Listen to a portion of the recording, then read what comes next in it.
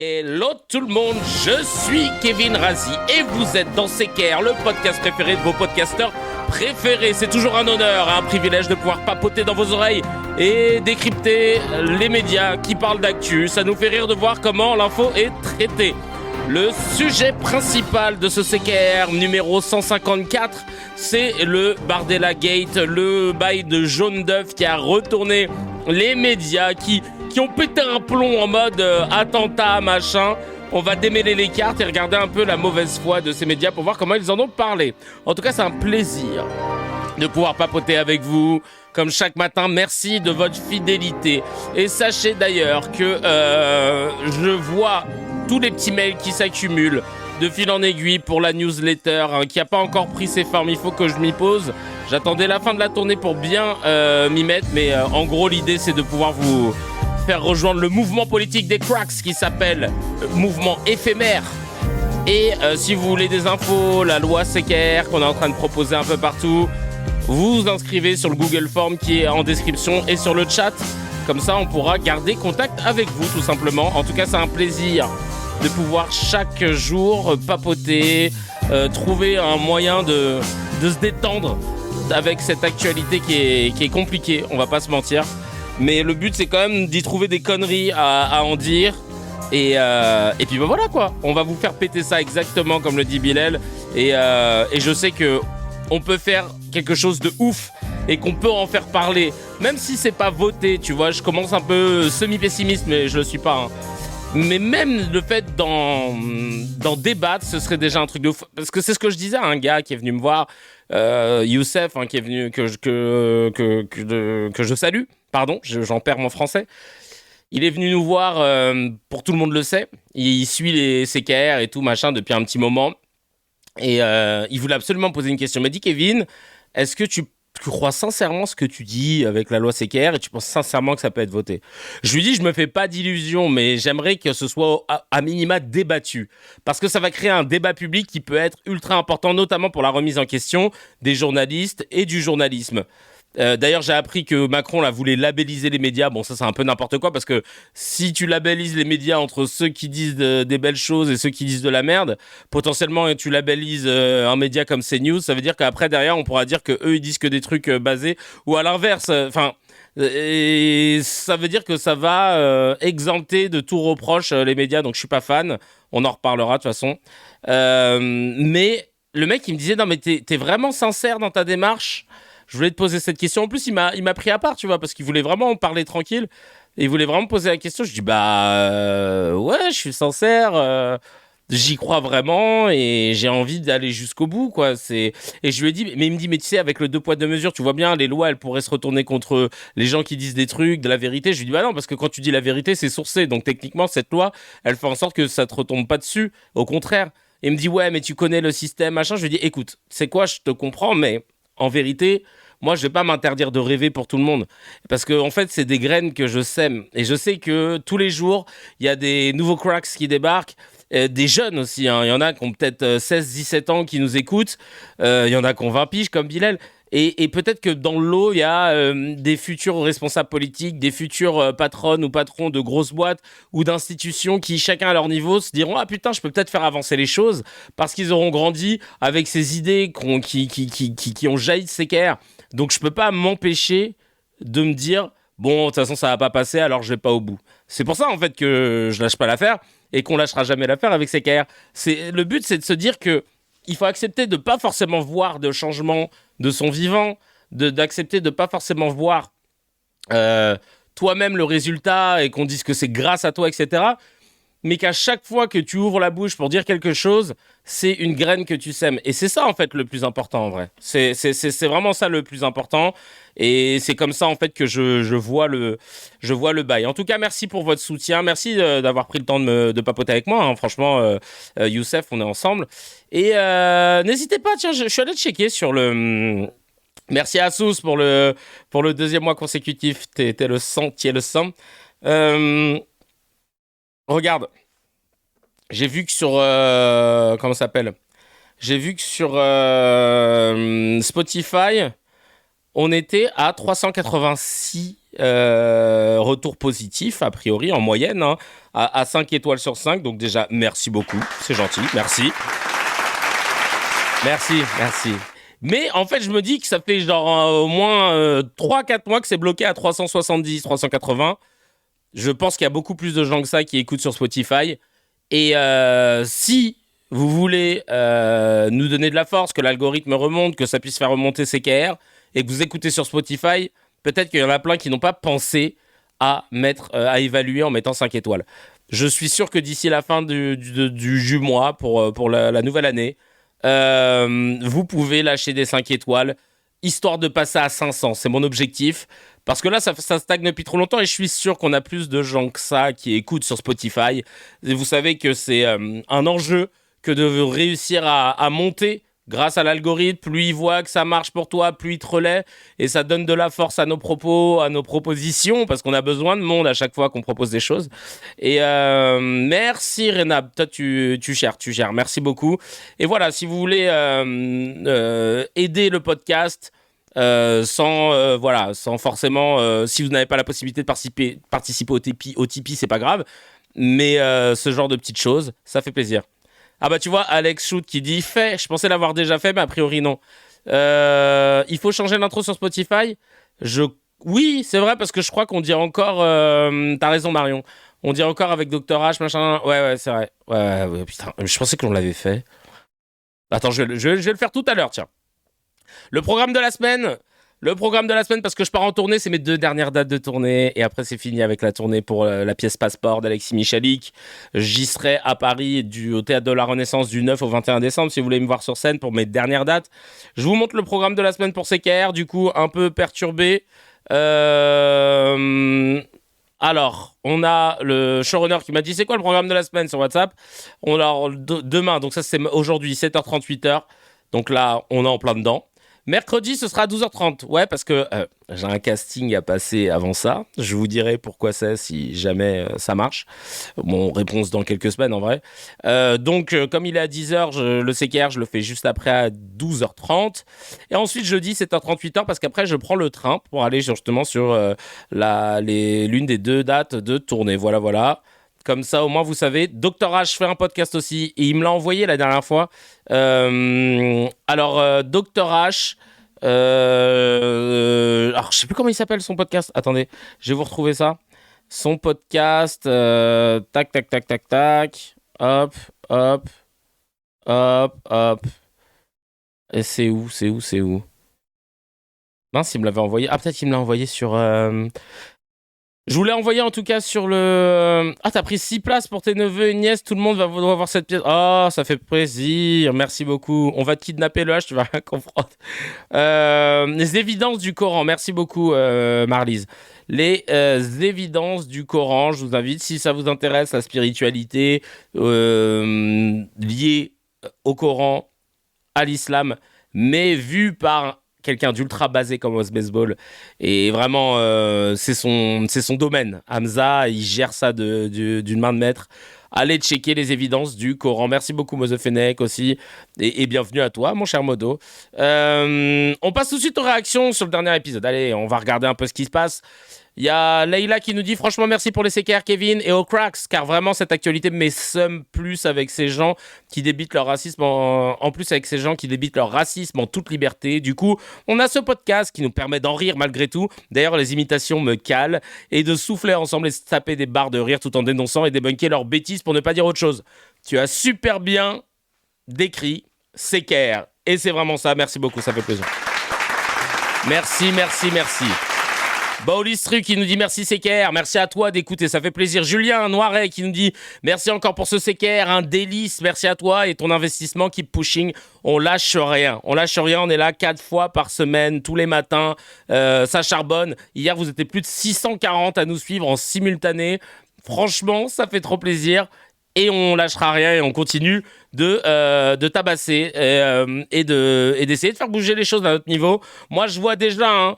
vous pouvez clipper ce passage. Moi, je vois déjà une loi CKR qui est discutée à l'Assemblée, qui est votée, et Netflix qui m'appelle et qui me dit « Écoute, on veut faire un documentaire sur les cracks. » et sur CKR, parce que c'est un truc de ouf ce qui vient de se passer, et on a un docu qui cartonne. Documentaire sur comment un petit podcast a réussi à changer la loi. Et là, franchement, mon pote, Inch'Allah, Ya Rabbi. Mezlout qui nous dit pourquoi on ne peut plus voir les replays des lives sur le compte de KR. Alors, parce que en fait, les replays des lives sur le compte de KR, ils sont bruts et par conséquent, souvent ils sont strikés parce que si tu veux, le compte CKR replay, il est là pour les replays du live. Le compte principal Kevin, il est là que pour le scan. Et c'est vrai qu'automatiquement, comme on fait le live en simultané sur ce compte-là, il enregistrait les diffusions live. Mais pour le coup, le problème, c'est que à chaque fois, il était soit pas monétisé, soit striké carrément, parce qu'il fallait que j'enlève des sons, parce qu'il fallait que je floute des images, etc. Et tout ce travail-là, je le fais sur CKR Replay. Donc voilà, la raison pour laquelle tu trouves plus les replays sur le compte CKR, parce que j'avais peur que ça me fasse... En fait, il y a tellement de signalements qu'au bout d'un moment, en accumulé, ça peut bêtement te sortir de l'algorithme, te légèrement shadowban, je sais pas pourquoi j'ai parlé comme ça. Et c'est pour éviter ça, hein, parce que déjà que la chaîne est sinistrée, je vous rappelle qu'on est à 323 000, on a galéré à dépasser les 322 000, et on fait des stats d'une chaîne qui a vraiment 1000 abonnés. Donc j'ai envie de te dire, ma foi, on va essayer de mettre toutes nos chances de notre côté. D'ailleurs, n'hésitez pas à vous abonner, à toujours mettre... Et d'ailleurs, il y a des super boosts aussi. J'ai une crack qui me disait, dis aux cracks de mettre des super boosts. Alors je vous le dis, il y a cette fonction que je ne connaissais pas, de super boost. Ça fait remonter dans l'algorithme. Alors allez-y, n'hésitez pas. Et qu'est-ce que je voulais dire, et ouais, de mettre un commentaire à chaque fois et de liker et de même de vous abonner, ça va faire remonter les contenus pour celles et ceux qui me suivent sur YouTube, parce que encore maintenant des gens me disent mais mec, je suis abonné à ta chaîne et je vois pas tes contenus, et ça c'est évidemment pas normal. Donc voilà, au moins comme ça vous savez. Il faut que vous sachiez, voilà. Il faut que vous sachiez, comme dirait l'autre. Je booste toutes les vidéos chaque jour. Merci Toons, mon gars sûr, vraiment. Merci mon gars sûr. Titi dans le bien qui dit dingue, en France, ça veut parler d'islam, quitte à faire un lien entre une crèche à Bruxelles et leurs soucis. Mais en tout cas, en Belgique, mis à part ce que ça a coûté, 65 000 €, Koulouta même, il n'y a pas de problème. Il n'y a pas de problème. Et bah tant mieux, c'est ça que j'aime avec les Belges, toujours détente. On passe tout de suite à la petite news HMD.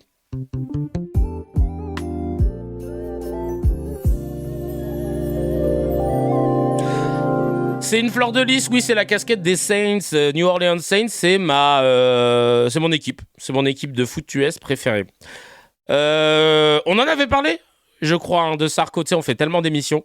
Mais la petite news HMD, c'est juste de savoir que Nicolas Sarkozy est définitivement condamné à 1 an de prison, dont 6 mois ferme, sous bracelet électronique pour financement illégal de campagne. Qu'est-ce qu'on va pouvoir dire encore pour le défendre ? Qu'est-ce que les médias de droite ardée vont pouvoir dire? C'est ça que je veux savoir. C'est ça que je veux savoir. Oui, non, mais les juges rouges, tout le monde lui en veut. Les juges sont de gauche. Ils veulent se faire Sarkozy. Chacal, il trempe dans tellement d'affaires qu'il y a un moment où il faut arrêter les conneries. Il faut arrêter de le vendre. Normalement, on devrait le vendre comme un paria. Et de se dire, ah putain, la honte, ce président qui nous a trahis. J'espère que plus jamais il remettra un pied dehors, il ne mérite pas ce qu'il... Tu vois, on aurait dû être comme ça. On aurait dû dire, mais qu'il soit jugé comme il se doit. Mais pas être là, Sarkozy, je t'aime! Enfoiré, va. Oh, il m'a foutu la honte, le Renoir, là. Putain! Sarkozy, je t'aime, je viens de Côte d'Ivoire. Non, mais frère! Non, il va pas aller en tôle. Ils ont négocié en amont déjà, que ce soit en bracelet électronique. Il a trop de chance, lui. Il a trop de chance. Je vous rappelle que le gars, et on en parlera après, qui a lancé un jeune d'œuf, j'arrive plus à prononcer les mots ce matin, sur Bardella. Au moment où je vous parle, c'est un mec qui a 70 piges, c'est un anciens, et il est en détention provisoire, en attente de procès. En détention provisoire, en attente de procès.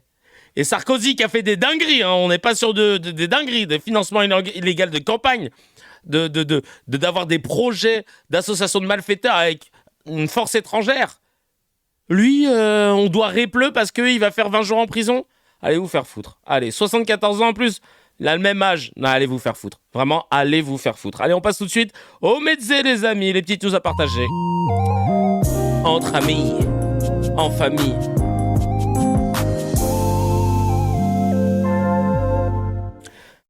Éric Tegner, patron du machin d'extrême droite Frontière, a balancé un tweet privé public à l'adresse d'Ercilia Soudet, la députée LFI.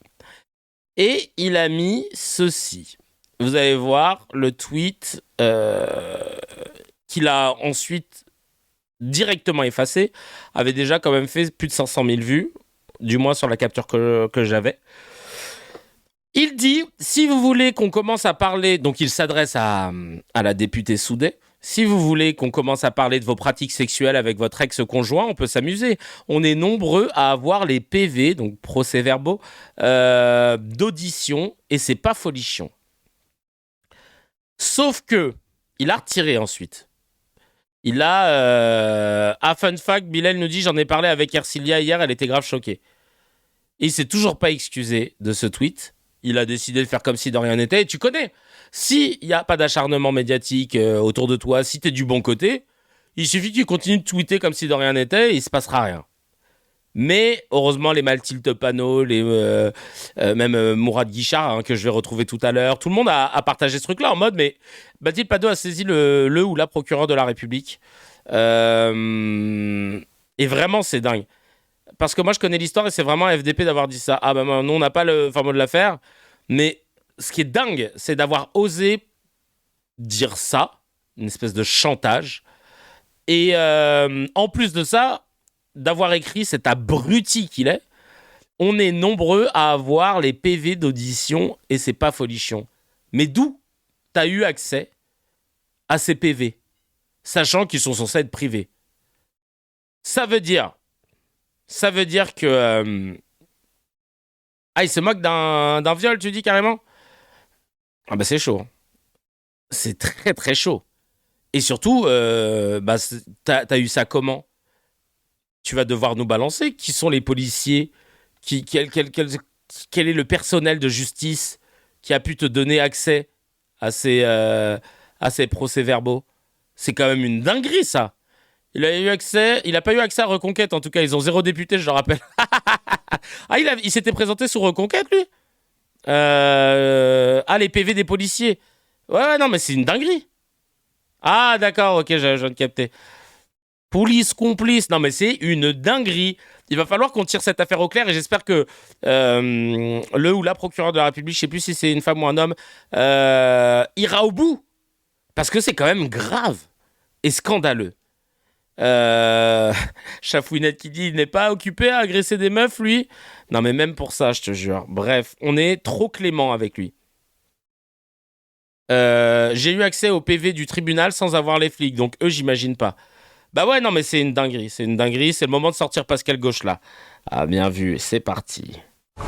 Triste France qui voit des journalistes, enfin, représentés comme tels, mais qui n'ont pas de carte de presse, venir narguer une députée insoumise, et Dieu sait que, mais en se targuant d'avoir eu vent et d'avoir lu les PV d'audition, c'est une honte. Que fait la procureure de la République? Que fait Macron? Que fait l'ONU? Et je dirais même, que fait la maire à Bardella? Que fait la maire à Bardella? Colonel Sanders, notre Pascal, quand il met son costume blanc. Ah ouais, putain, qu'est-ce qui nous tue quand il fait ça? C'est dingue parce que vraiment, tu peux pas en sortir tranquillement. Il faut rappeler qu'Ercilia se mange des menaces de mort, H24 et de la grossophobie de ouf, et il en rajoute et il le sait. Non mais c'est vraiment un FDP de ouf, lui. J'espère vraiment en tout cas qu'il va y avoir... voilà, je remonte cette affaire. S'il y en a qui nous écoutent, qui sont bien placés dans la justice, etc., il faut faire quelque chose. Parce que voilà, c'est pas normal de faire ça, de faire ce tweet puis de le retirer une fois qu'il a été bien vu. C'est pas normal d'avoir accès à des PV d'audition, de dévoiler ces trucs-là. Et je rappelle, c'est pas normal que Frontière puisse être considéré comme un média vu le non-journalisme qu'ils font, sachant qu'ils n'ont pas de carte de presse pour Eric Tegner et pour Jordan Darocha. Bref, on a Chalençon qui était réuni avec le parti des droits tardés, tu sais, toujours aussi dégueulasse, mais vraiment, l'union déjà est dégueulasse, ils se sont réunis, je crois, au Dôme de Paris, si je dis pas de bêtises, mais alors, et on va regarder cette vidéo putain, je vais vous montrer une vidéo de Quotidien, donc ça veut dire que je vais devoir la flouter pour les droits d'auteur. Je vais pas la flouter pour les droits d'auteur, hein. Je vais juste vous la faire écouter parce que ça m'évitera du montage, j'ai pas beaucoup de temps aujourd'hui. Donc on va être en mode panacloc, d'accord? On va être en mode panacloc. Et cette fois-ci, je vais pas faire en mode panacloc et je mime. Vous vous rappelez quand j'ai mimé pour qu'au final on se retrouve. Non, j'avoue, non, je vais vous montrer la vidéo. Parce que la gueule de Chalençon, quand même, je veux pas avoir le malheur de regarder ça tout seul. Je suis désolé. Tout le monde doit mettre la. Là, ça commence très mal déjà. Peut-être un jour en plus il lui répond chacal, mais le pauvre, il a été décontenancé. Mais regardez-moi ce gros dégueulasse. J'ai préféré avoir ton visage sur mon cœur, mais espèce de gros dégueulasse là. Et peut-être un jour. Non mais chacal. Alors je te comprends, t'as été décontenancé. On va pas te juger, hein, mais frère, tu laisses une petite porte ouverte. Quoi. Oh là là là là là là là. Quel animal. Quel animal. C'est 7 minutes, on va pas te regarder, hein, mais oh là là. Ah, c'est mieux que l'union de la gauche, en tout cas, parce qu'il en reste. Merci, je t'embrasse. Ça se tenait au Dôme. Je t'embrasse. Au Dôme de Paris, Théma, il y avait De Villiers. Comment il s'appelle ce bâtard là? Oh, j'ai plus son blaze. Geoffroy Lejeune. L'autre de Sarah Knafo. L'autre de CNews, là, je sais plus comment il s'appelle. Christine Kelly, non mais vraiment, les Avengers de l'angoisse, les Avengers des races qui se fait dédicacer son livre par Éric Zemmour. Et Zemmour qui dit, je sais bien. C'est pas le peuple du 19e siècle non plus. Mais eux, c'est que leur prisme. Alors lui, la France, c'est la France du 19e siècle. Mais ferme-la, chacal. La France du 19e siècle, tu n'y mettais pas les pieds. Parce que tes ancêtres sont des Arabes. Qu'est-ce que tu nous casses les pieds, là, à chaque fois, à fantasmer cette France qui tu n'en faisais pas partie, chacal. Toi, tu fais partie de la France qui, dans l'histoire, s'est arrêtée à Poitiers. C'est tout. Arrête un peu, là. Oh, insupportable. Qu'est-ce qu'il y a eu aussi il y a eu un conseiller. Bon, à midi 32. Ça, c'est très, très drôle. Ça, c'est très, très, très drôle. Lui, c'est qui? Le maire LR de Cannes. Ok, d'accord. C'est l'Union des droites. Ah, bah là. Ok. Ça a coûté combien? 40 € la place, 200 000 €. Ouais, mais il y a des frais de ouf, j'imagine. Depuis 2 ans, il me dégoûte. Vraiment, là, c'était intéressant de voir le travail qu'ils ont fait. Ça dure 7 minutes et c'est sur le Telegram, allez checker. Mais c'est vrai qu'il me dégoûte. Marlis qui nous dit c'est exclusivement blanc et majoritairement masculin, tout ça.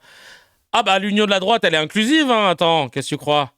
Et même chez ses potes de Europe 1, ils n'ont pas envie de soutenir le Chalençon.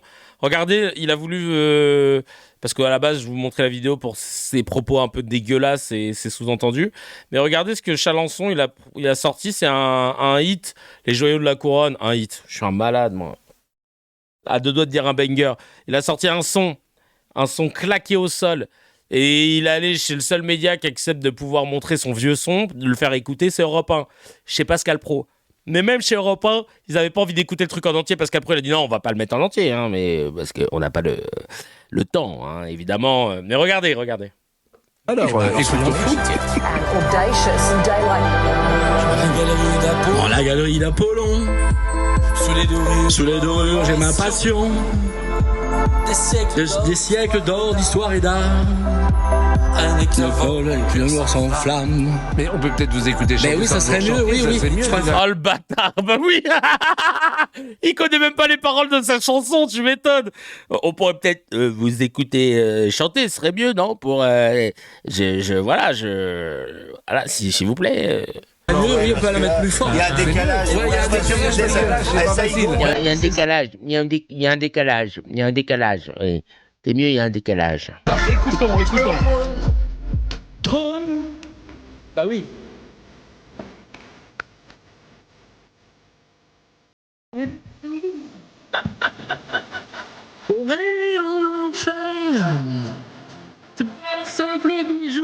Paris. C'est mon son de lumière. Et bonsoir, il faut. Allez, bonsoir.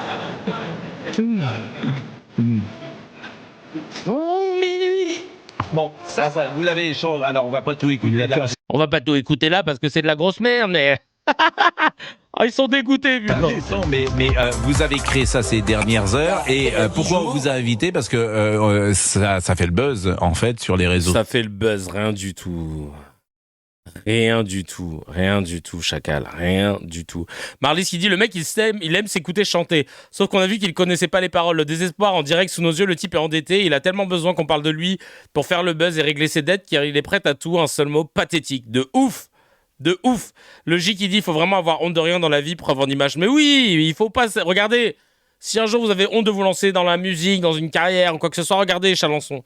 Il a honte de rien, il est en galère, il vit à... Je sais même pas comment il fait d'ailleurs pour vivre. Je sais pas de quoi il vit, mais voilà. Calmos, c'est ma prod. Oh, purée de pommes de terre. Oh, purée de pommes de terre, mais c'est pas vrai ça. Le facochère, meilleur Habib, toujours en roue libre. Alors, qu'est-ce qu'il va nous dire le passionnément Facoco. Meilleur Habib. Allez, on t'écoute. Et aujourd'hui, les sondages en tout cas donnent le Rassemblement national et Jordan Bardella gagnant. Donc ça, c'est un fait.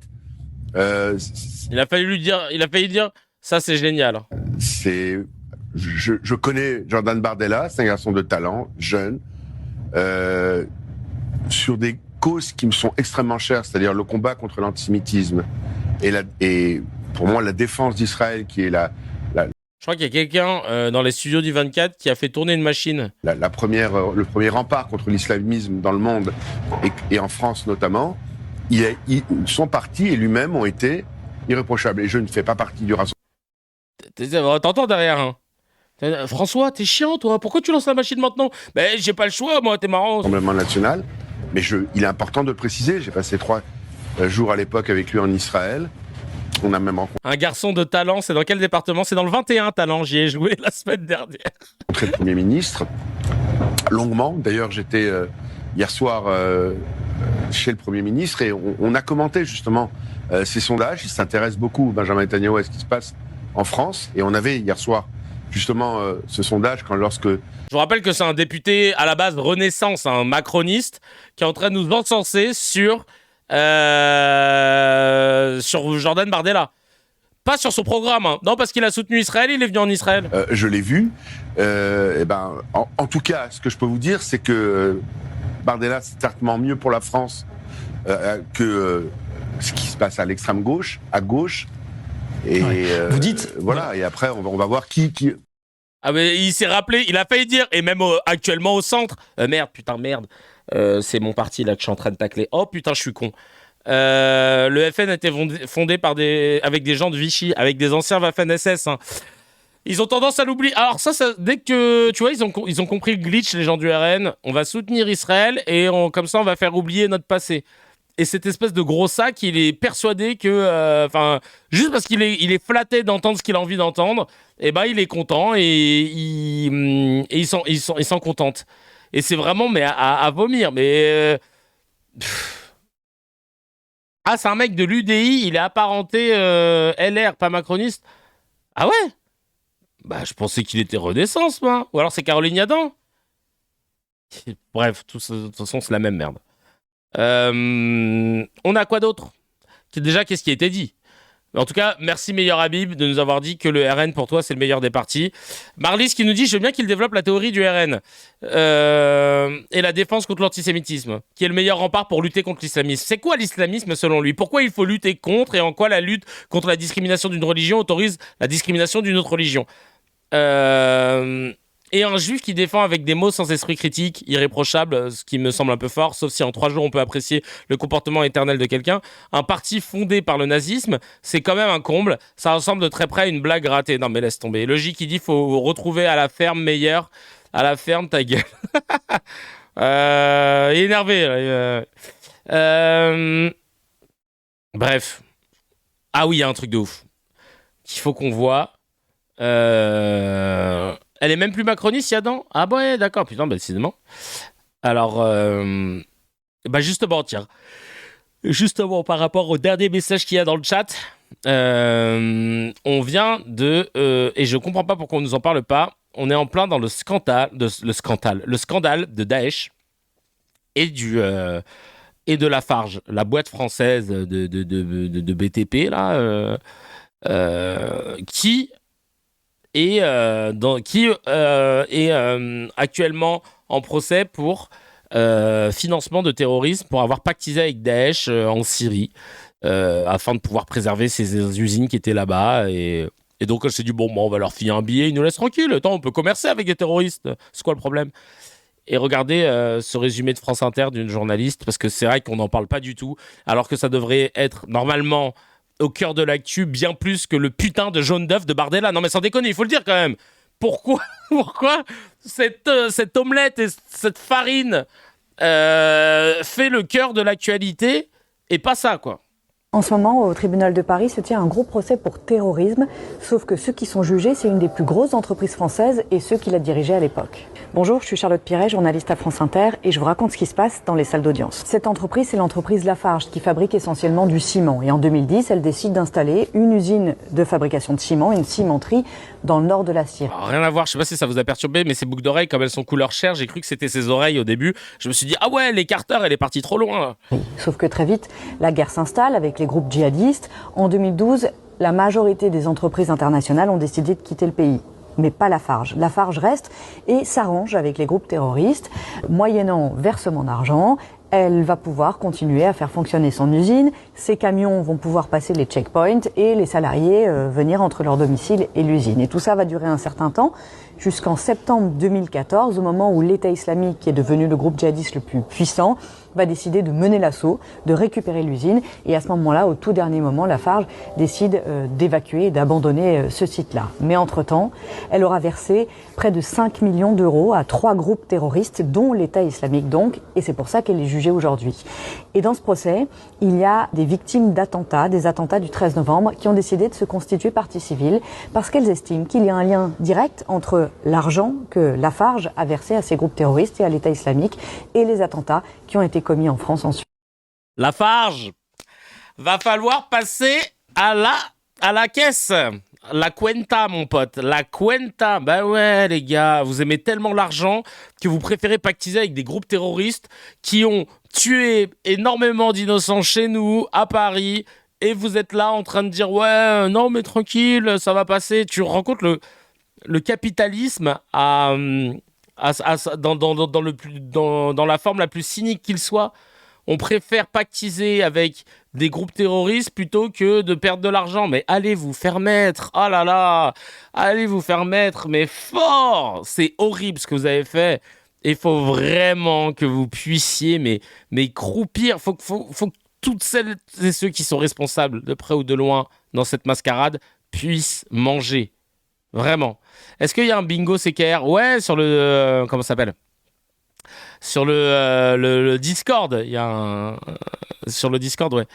Dans les commentaires, il y a Sam qui dit chut, vous n'avez rien entendu, et c'est pour ça que Daesh roulait dans des 4x4 Toyota tout neufs, et c'est avec ça que Daesh lave plus blanc que blanc. Le Bataclan, c'est eux, et le nouveau président de la Syrie, c'est la même clique. Mais après, CNews vient nous faire des leçons sur l'islam. Allez interroger Lafarge, les gars. Ils sont bien dans la sauce, bien plus dans la sauce que tous les musulmans de France réunis.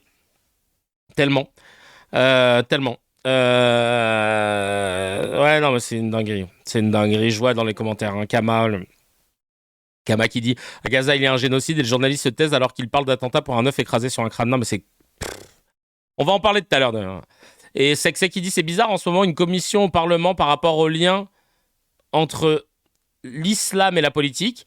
Ce serait pourtant le bon moment d'en parler dans les médias, mais pourquoi pas ? Tout ça parce que ce procès ne va pas dans le récit national. Une entreprise du CAC 40 qui finance une entreprise terroriste, je rappelle que dans un article de Libération, l'ancien PDG disait que le gouvernement les avait poussés à rester en Syrie. Toute cette histoire pue et montre une seule chose. Toutes les personnes qui crient au loup en disant que la France insoumise pactise avec les islamistes sont les premiers à le faire. Mais oui, mais c'est bien que tu le dises sec. On a une commission en ce moment pour trouver le lien entre l'islamisme et le frérisme et les partis politiques. À la base, cette commission, elle a pour but de discréditer la France insoumise. Alors que là, t'as des entreprises qui ont littéralement pactisé avec un groupe terroriste pour pouvoir préserver leur business. Et genre, on n'en parle pas. Alors que ça devrait être la honte nationale, la plus haute trahison possible. C'est un truc de malade que ça passe crème. Bref, allez, pour se calmer, un nouvel épisode de Où est la vanne ? Où est la vanne ? Ouais, je sais, tout le monde le voulait. Où est la vanne de Sophia Aram qui parle d'un sujet qu'elle n'a jamais abordé pour le coup, l'extrême gauche. Et on va découvrir on va tenter de découvrir où se trouve la vanne. C'est parti, à toi de jouer Sophia. Cette semaine, dans le point, je vous parle des nouveaux jeux qui occupent l'extrême gauche. Il y a d'abord le classique « À la recherche du juif caché ». Un jeu remis au goût du jour par un journaliste autoproclamé, convaincu d'avoir percé un grand mystère en découvrant que Vincent Bolloré, le breton, serait en réalité le descendant d'une vieille famille de banquiers juifs proches de la famille Rothschild. Comme par hasard. L'autre jeu a été lancé par des députés insoumis qui consacrent leur mandat à dresser des listes de sionistes génocidaires sur les réseaux sociaux. Jeu repris par le médiéviste Julien Théry, spécialiste de l'Inquisition, ça ne s'invente pas, qui considère qu'il est dans son rôle d'inquisiteur général lorsqu'il désigne, je cite, la liste des génocidaires à boycotter en toutes circonstances, en reprenant les signataires d'une tribune de personnalités opposées à la reconnaissance immédiate et sans condition de la Palestine. Sans préciser toutefois s'il faut les brûler ou les soumettre à la question avant de les autoriser à exprimer un point de vue contraire au sien.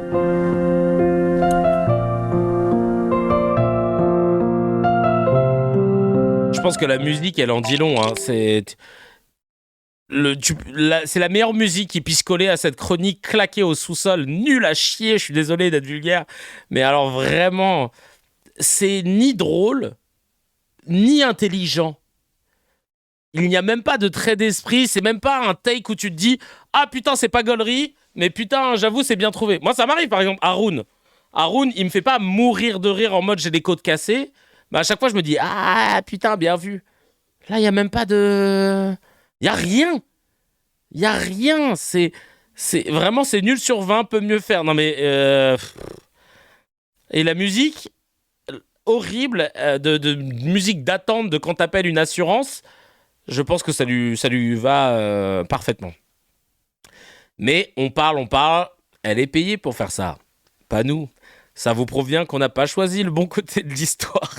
Le J qui dit c'était pas un mec d'une université qui a fait une liste, pourquoi elle dit que ça vient d'LFI ? Putain, je peux plus la voir. Ah, ben c'est parce qu'elle a été soutenue par un mec. Je sais pas. Bah, Mélenchon l'a soutenue. C'est l'humoriste d'État après le régime de Macron. Elle et ses potes du printemps républicain sont cuits, le RN n'en veut pas et le PS sera mort. Oui, le grand inquisiteur, j'ai pas compris non plus. Vous voulez qu'on remette ? Non. Non, c'est juste parce qu'on a repris la liste. Ok, d'accord. C'est qui dit elle est fatigante au bout d'un moment. En vrai, j'ai décidé d'arrêter les médias. Mais même une petite dose, ça devient relou. On a compris son centre d'intérêt, c'est LFI, Islam. En même temps, quand tu es abonné au point, c'est que ton point de vue carrément pas ambidextre, mais vraiment très très à droite. Oui, c'est clair. Non, je le remets pas, promis, ça va. Hiro qui dit est-ce qu'on peut dire que c'est une chronique même ? C'est plus un trailer qu'autre chose, ouais, je te jure. Et Farid qui dit putain, c'est gênant. Le déserteur. Ah oui, putain. Là, c'est une petite vidéo un peu galerie. Julien Théry, historien sur le média. Ah, c'était lui, d'accord. Merci beaucoup. Regardez le jeune soldat qui est derrière Macron pendant que Macron parle de service militaire, de machin. Il a fait beaucoup rire sur les réseaux. Parce qu'on dirait, je sais pas, dites-moi dans les commentaires, on dirait quoi ? Moi, j'ai l'impression qu'il était en train de faire une crise d'anxiété à l'idée de se dire qu'il allait partir en guerre. Il s'est dit, putain, qu'est-ce que je fous là ? Un nouveau service national va être institué progressivement dès l'été prochain. Ce service poursuit 3 objectifs précis. Renforcer le pacte noué entre notre nation. Elle est pas bien là, le frérot là. Et notre armée. Soit il a mangé un sale bail. Il s'est pris une remontrance par rapport à ça. Le pauvre. Non mais là à mon avis il était païen. Tu sais quand t'as mangé un sale truc et que tu commences à avoir le ventre qui gargouille et des frissons froids, mais que t'es pas du tout dans un endroit où tu sais que tu peux aller aux toilettes en 2-2. c'est le pire truc. Quand ça t'arrive dans les transports, quand ça t'arrive dans un endroit autre que chez toi, en fait. Et que tu sais que là, t'as besoin juste d'éclater les tochios, mais qu'elles sont ultra loin, et que t'as besoin d'être dans le calme, dans la chaleur de chez Watt. Et là, tu te dis, putain, pourquoi j'ai pris le poulet tikka masala ? C'est la capacité de résistance de notre nation. Ouh là là. Consolider là, si la formation ça de va nos tomber, je vous le dis tout de jeunes. suite. Ouh, là, c'est bon, ça va aller. Là où nous Ça fait rire, là, il fait un regard en mode, il regarde quelqu'un. Regardez, un regard en mode, il regarde quelqu'un, il fait, non, t'inquiète, non, t'inquiète. Et après, le caméraman, il va faire un plan large et tu vas voir qu'il regarde personne. Il est au bout de sa live, regarde. la formation de nos jeunes. Non, ça va, t'inquiète.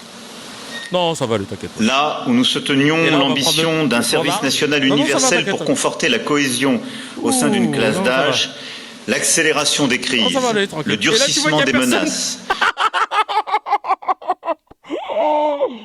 Oh, tu vois qu'il regarde personne depuis le début. Tu dis, ah ouais, putain, mec, toi, t'es fucked up.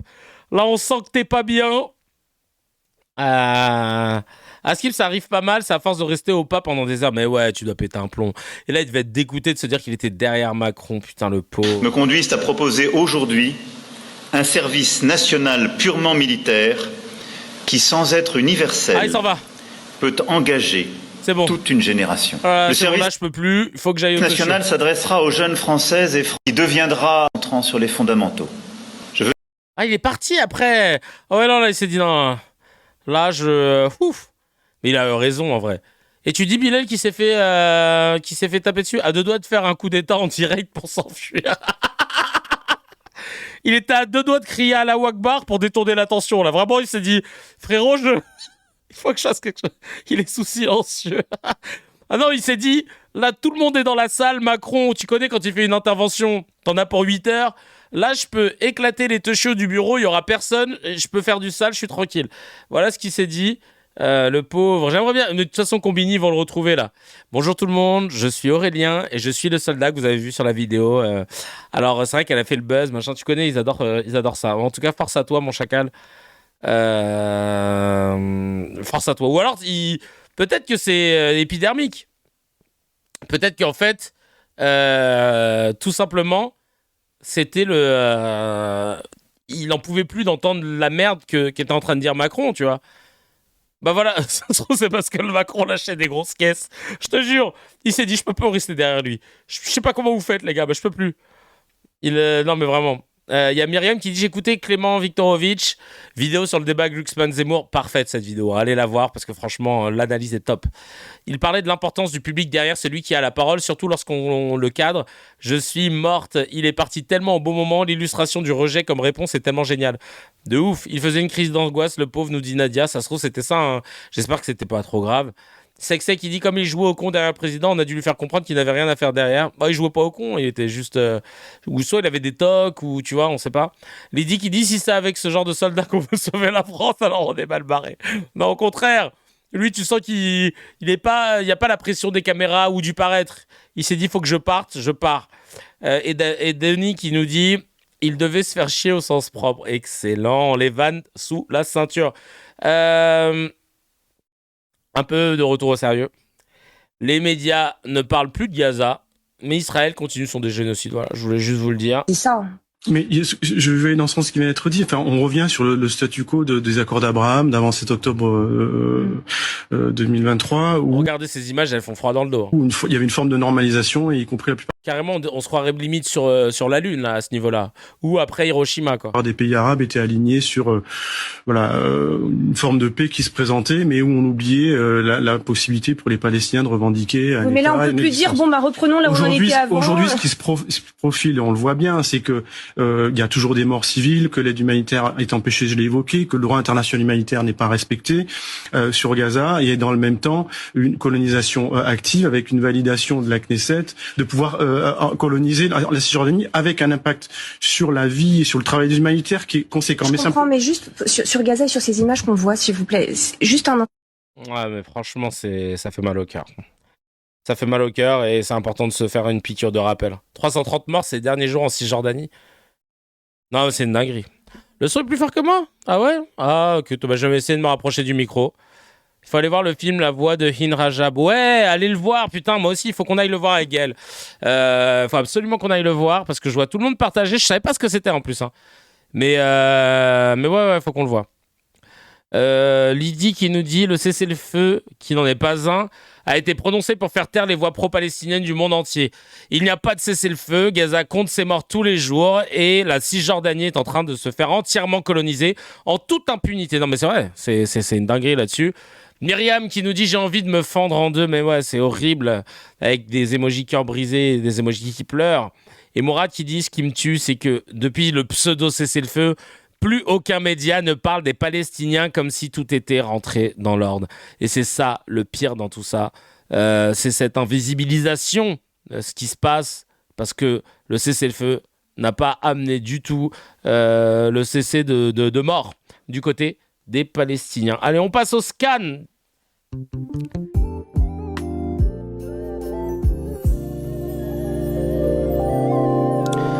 Hello YouTube, j'espère que vous allez bien en ce mardi 2 décembre. Il est 8h34 au moment où on tourne cette vidéo. Et merci d'être là. Merci d'être là pour les CKR de la semaine. Demain, on va tourner, demain mercredi 3 décembre à 12h30. Et le jeudi, on tournera à 7h30. Voilà, comme ça, vous avez le programme. Là, il est sous les yeux. Le showrunner me demandait sur WhatsApp. T'as le programme cette semaine? Le voici. Comme ça, vous savez. Le dernier album de Kerry James, il est sorti. Ah oui, bah putain, faut aller checker ça. Hein. Allez checker. J'ai trop hâte de l'écouter, Kerry James, ce GOAT. Et n'oubliez pas, avant de commencer déjà, si vous voulez soutenir, comme vous le savez, c'est ultra important ce qu'on fait ici dans CKR. Eh bien, là, il y a le Tipeee. Le Tipeee, vous pouvez mettre 1 euro par mois. Parce que c'est la galère, donc 1 euro par mois c'est une dinguerie, et si on est beaucoup on peut faire bouger les montagnes, on peut pousser encore plus ce programme, le rendre indépendant financièrement de tout sponsor et de toute chaîne. Il y a un plein qui me dit t'aimerais bien aller sur Nova, ce serait charmé pour faire autre chose. CKR doit rester le plus indépendant possible et sa dépendance ne doit être uniquement lié qu'à celles et ceux qui l'écoutent. Et c'est comme ça, en fait, que tu crées ta vraie indépendance par rapport au système et par rapport à toutes les pressions que tu peux avoir. L'idée, c'est de pouvoir aussi institutionnaliser tout le monde le sait, notre rendez-vous, qu'on puisse se voir une fois par mois, tous ensemble. Et si on a les moyens de pouvoir le continuer le plus longtemps possible, que je puisse rémunérer tous les bénévoles qui travaillent dessus avec le cœur, merci 1000 fois, qui dépensent même de l'argent pour le programme. Et moi, j'aimerais pouvoir leur envoyer l'ascenseur. Et évidemment, si c'était possible, de pouvoir tout simplement faire une petite fête une fois par mois, tu vois. Après, tout le monde le sait. On est dans un petit lieu, on se prend à boire, à manger. Et puis voilà, quoi, on essaie de s'en sortir. Des bénévoles non, c'est pas ce que je voulais dire, Eric. Bien sûr, Jim, t'inquiète pas. non, personne n'est bénévole. Le CKR de la Cuenta. Il a 3320 abonnés, pardon. Et 3320 abonnés, sachant qu'hier, il était à 3200 et quelques. 280, je crois. Ça a augmenté parce que j'ai fait un appel sur Snapchat. Je fais un appel ici parce que ce Telegram, il est central. Il est central parce que c'est ce qui nous permet de collecter toutes les vidéos que vous voyez dans CKR, etc. Et donc, par conséquent, c'est important de pouvoir lui donner de la force pour que, j'aimerais trop atteindre les 4000, pour qu'on puisse avoir ce bastion qui nous permet à la fois de récolter vos messages et à la fois d'avoir cette boîte de Pandore qu'on ressortira le jour de la Cuenta. La Cuenta, je le rappelle, pour celles et ceux qui ne savent pas ce que c'est, qui débarquent dans CKR, bienvenue. La Cuenta, c'est le jour où la CIJ, la Cour internationale de justice, certifiera qu'il y a bien eu un génocide à Gaza, ou qu'il y a bien un génocide à Gaza, parce que les massacres continuent de la population civile. Et ce jour-là, ça veut dire que tous les pro-génocidaires qu'on a pu avoir dans l'espace médiatique vont devoir rendre des comptes pour apologie au génocide. Et là, on arrivera tel des Avengers, on marchera en slow motion avec notre dossier sous les bras, notre dossier où il y aura écrit la Cuenta, il y aura tous les extraits, et on sera là. Vous voulez Attends, on va être avec cette musique-là. Vous voulez... On a les vidéos, hein. On les dépose ? Allez, c'est parti, on va s'asseoir. On prépare nos avocats et ça va être une dinguerie, vraiment. Là, on va rentrer avec la musique de CNews même. On va arriver comme ça. Ça y est, ils sont là. Après 3 ans de Cuenta, ça y est, ils vont déposer les dossiers. Tout le monde va tomber. Barbara Lefebvre, Rachel Kahn, Raphaël Enthoven, BHL, Patrick Glucksmann, Raphaël Glucksmann, Arthur. Il y a qui d'autre ? Tout le monde en vrai. Pascal Praud, Olivier Marchal, Machin Truchot. Tout le monde.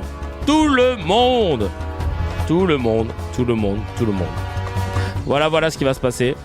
Pas besoin de l'avis des instances, l'écrit suffit à prendre la température. Non mais là c'est pour pouvoir faire des procès, tu vois. C'est vraiment ça. Fourès, Berger, Bergeau, Pina, Tapiro, mais oui, tout le monde.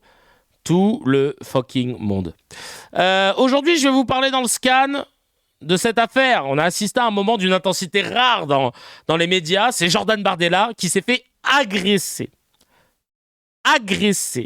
Les médias ont parlé d'agression. Les chaînes d'infos ont sorti les bandeaux rouges. Les plateaux se sont enflammés. Certains commentateurs ont même failli demander 1 minute de silence. Et puis on a vu les images de cette agression. Et là, on s'est rendu compte que l'arme du crime, c'était à 2 reprises du jaune d'œuf, de la farine. Waouh. Agression. En gros, c'est une tentative de pogrom pâtissier, pourrait dire Rachel Kahn. C'est un pogrom pâtissier qui vient de se passer. Et il n'en fallait pas plus. On commence avec Sébastien Chenu du Rassemblement National qui dit sur X l'agression contre Jordan Bardella est gravissime.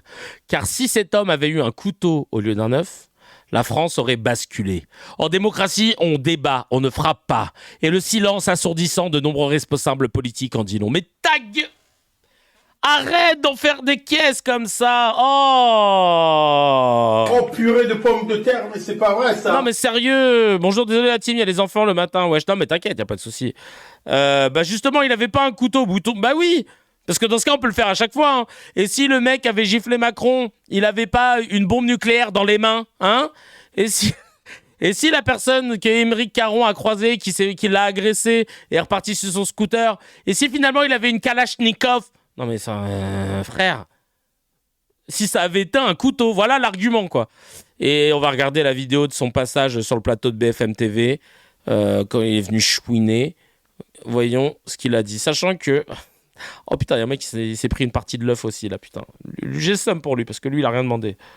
On écoute. Mais ce que nous demandons contre cet agresseur, c'est ce que nous demanderions d'ailleurs contre l'agresseur de n'importe... Alors, Bilal, tu dis, le mec qui a giflé Macron avec une bombe nucléaire, j'aurais kiffé perso. Alors, je comprends l'idée, mais le jour où Macron se fait gifler avec une bombe nucléaire, a priori, Chacal, toi aussi, tu seras plus là pour en témoigner et pour t'en réjouir. Mais ce que nous demandons contre cet agresseur, c'est ce que nous demanderions d'ailleurs contre l'agresseur de n'importe quelle figure politique. Bah ça c'est faux. 2021 Mélenchon, on en reparlera après. Une sanction qui soit très ferme, très importante, parce que c'est très grave ce qu'a fait ce monsieur. Il l'a fait sur Jordan Bardella. D'abord, s'il avait eu un couteau à la place d'un œuf, je pense qu'on serait tous là à se dire que notre société aurait basculé dans quelque chose d'invraisemblable. Mais ça dit d'abord quelque chose de la violence de notre société, mais aussi d'une violence dans le monde politique qui passe petit à petit, qui monte petit à petit des marches, qui passe des étapes et qui pèse sur la démocratie, la confrontation des idées. Ce n'est pas essayer de faire taire l'autre, ce n'est pas essayer de tuer l'autre, même au sens symbolique, c'est confronter, parler, débattre. C'est la grande tradition démocratique française. Ce n'est pas agresser les élus et ce n'est pas évidemment agresser le président du premier parti politique de France, qu'est le Rassemblement National. La condamnation de la violence vaut absolument pour tout le monde. Mais vous dites ça, M. Fauvel, mais ouais. Moi, j'ai rien vu de M. Attal, j'ai rien vu de M. Retailleau, j'ai rien vu de M. Philippe. C'est-à-dire que nous, au Rassemblement National... Lui, il voulait vraiment 1 minute de silence, Chacal. Et Mme Thévenot, qui était sur votre plateau il y a quelques minutes, lorsqu'elle s'est fait méchamment secouer sur un marché, nous avons condamné condamner cette agression, parce que une élue, une candidate n'a pas à se faire agresser sur un marché dans le cadre de sa campagne électorale. Jordan Bardella, lorsqu'il se fait agresser comme il l'a été, silence radio d'une immense majorité d'hommes et de femmes politiques. Fatigant d'en parler comme si c'était grave. Et regardez ce que Kevin Bossuet, ça fait longtemps qu'on l'a pas vu, lui. Il a tweeté. J'ai essayé de vous faire sa voix avec sa tête. Comment peut-on justifier l'agression physique d'un homme politique ?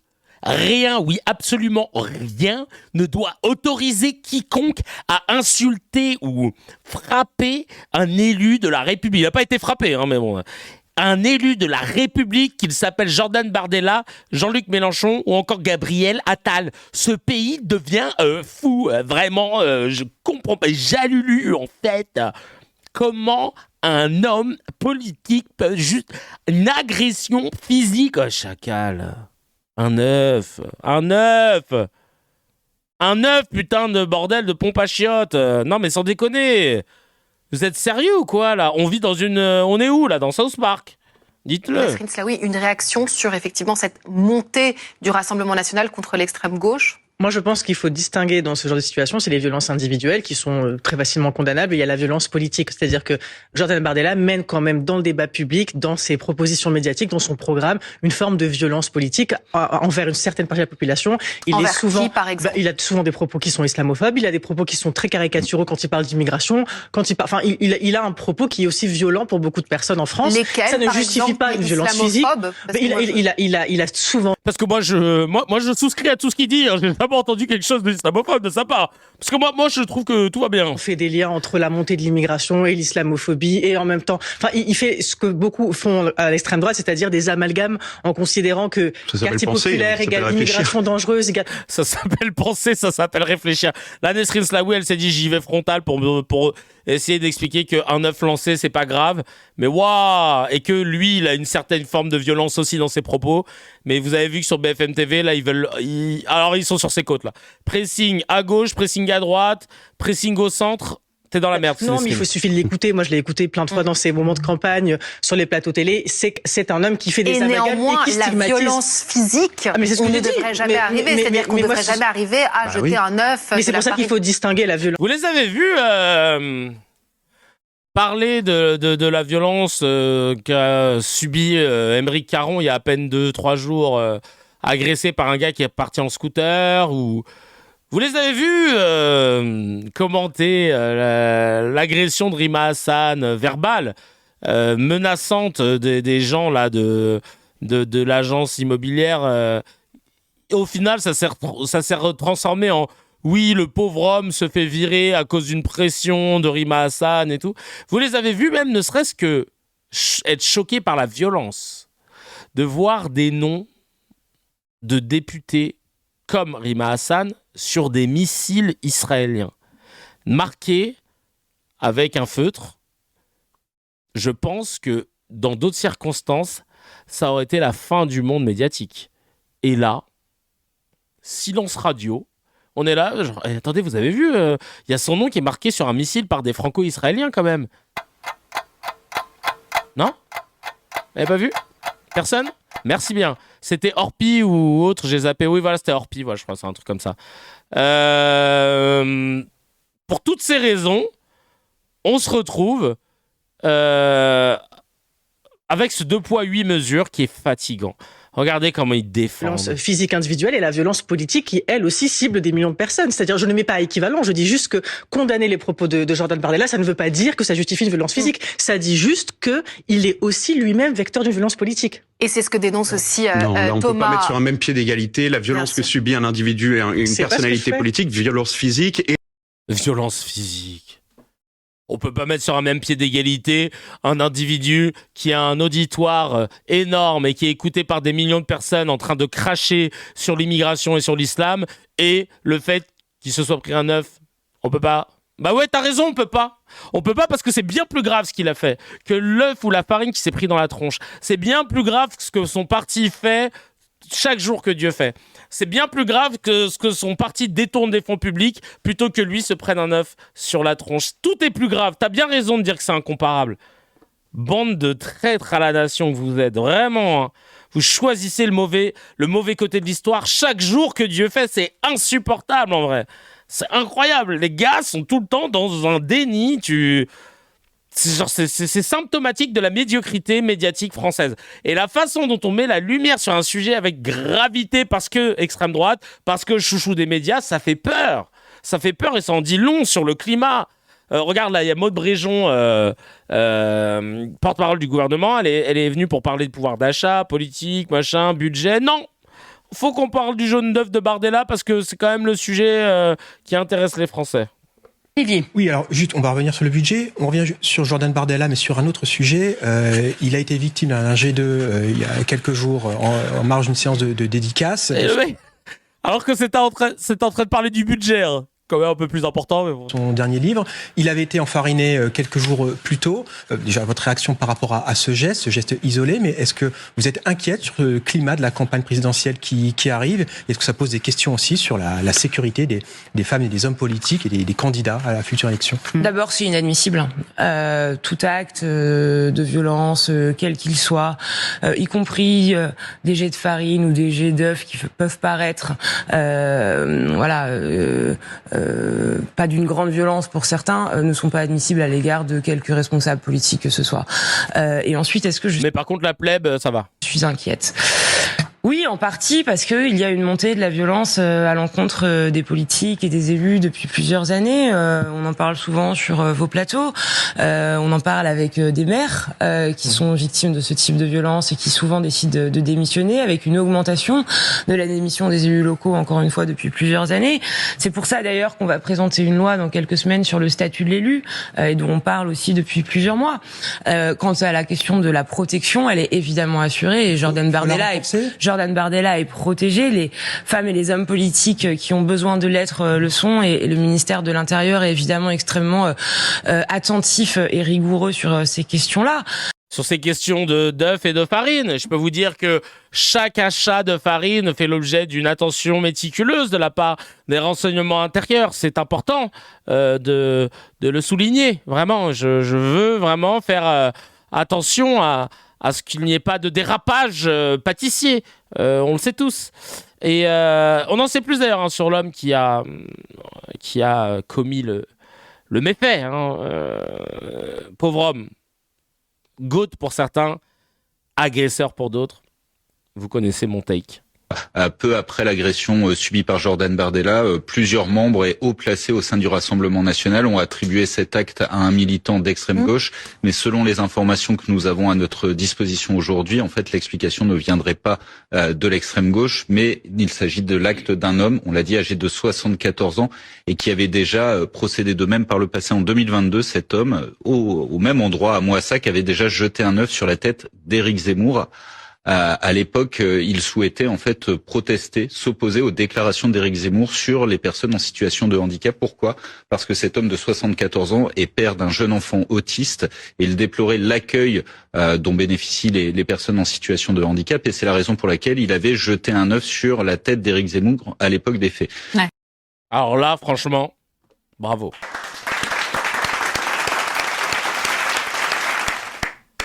Basé comme au baseball. Bravo. Bravo. Bravo. Son pauvre enfant handicapé, il n'a pas supporté à entendre des propos et il a utilisé une arme non létale, humiliante, mais qui en dit long symboliquement. Bravo. Pour ça, il avait été condamné à 500 € d'amende avec sursis. Il avait déjà récidivé une première fois en jetant un œuf sur un bus de campagne de Marine Le Pen, là encore en 2022. Bravo. Des faits pour lesquels il n'avait pas été jugé puisqu'il n'y avait pas de dégradation.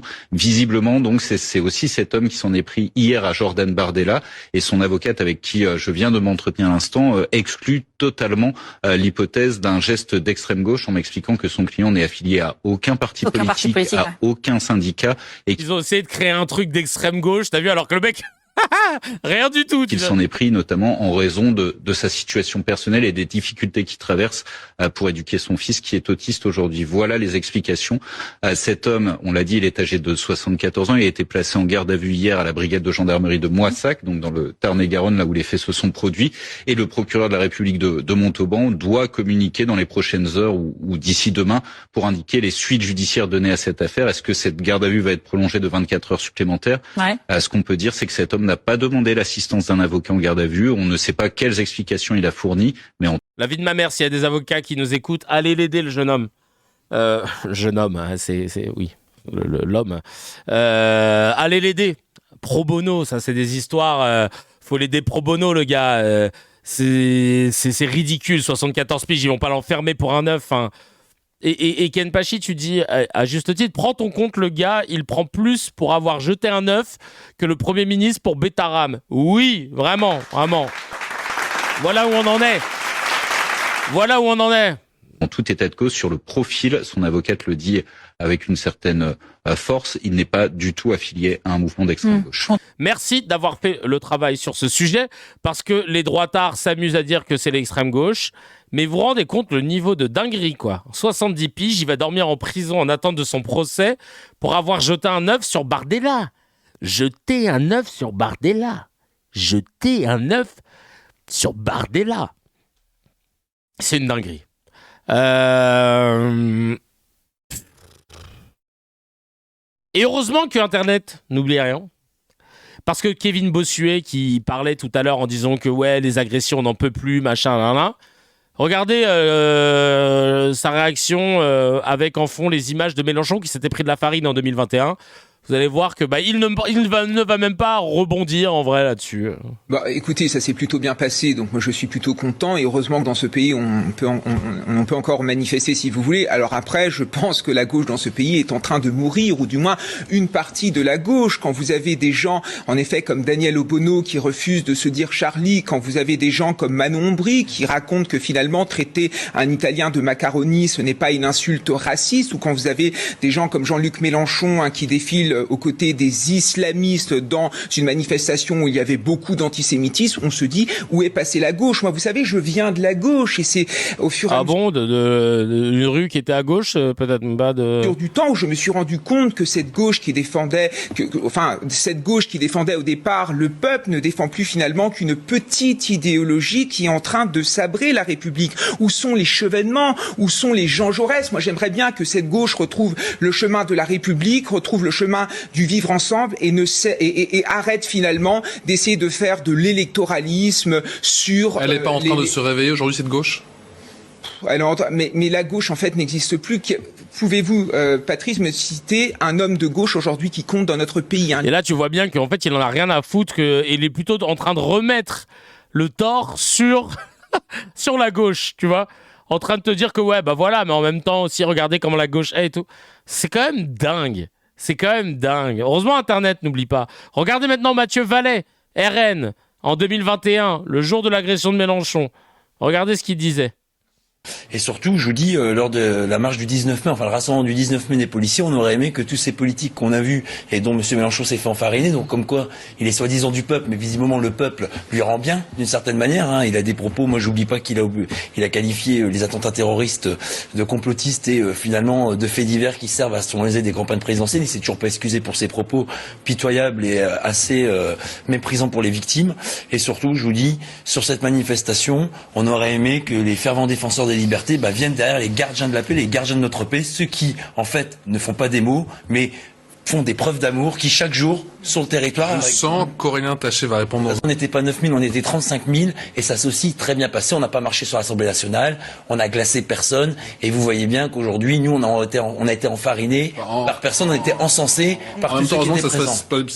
Ah, t'es marrant. En plus, le mec, il dit on a été encensés, nous, on n'a pas été enfarinés. Donc, ça vous prouve bien que, chacal. Heureusement que ça se passe bien quand il y a 35 000 policiers dans un certain endroit. Sinon, je pense qu'il faut vraiment s'inquiéter, je pense. Ce Mélenchon nous disait qu'on était des factieux, qu'on avait marché sur l'Assemblée, et que finalement, qu'on était des barbares. Et finalement, aujourd'hui, celui qui est censé représenter la gauche, il s'est fait agresser par quelqu'un qui participait à une manifestation de la gauche. Donc, je vous dis, le peuple doit bien lui rendre, puisque celui qui est soi-disant le porte-voix du peuple, finalement, n'est pas aussi bien accepté que ce qui prétend branlette et puis... Bah super, merci, parce que t'as un gars, il a lancé de la farine, c'est-à-dire ouais, le peuple il t'aime pas. Non mais vous avez vu comment ils sont le RN. Regardez le RN là. D'un coup quand c'est Mélenchon, bah ça va, ça passe. Non mais frère, rends les billets toi. Non mais je te jure là, votre parti de corrompus, votre parti qui détourne de l'argent public, en plus d'être racelard et d'avoir été créé par des SS. Franchement, mais fermez-la tout, jamais en vérité. Là, c'est normal. Et c'est ça, en fait, que je voulais vous montrer à travers ce scan dans le traitement médiatique.